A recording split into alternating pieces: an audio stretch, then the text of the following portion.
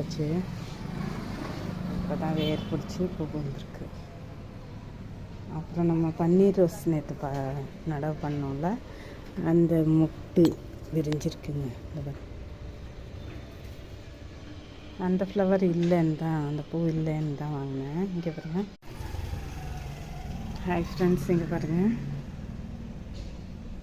நம்ம குட்டி குட்டியாக கட் பண்ணி நடவு பண்ண பெரண்டை துளுக்குது, நல்லா துளுக்குது.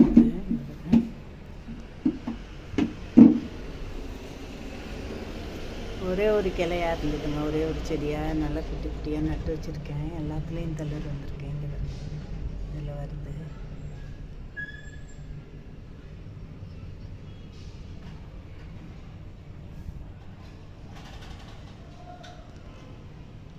இங்கே கூட வருது. ஓகே, தேங்க்ஸ் ஃபார் வாட்சிங்.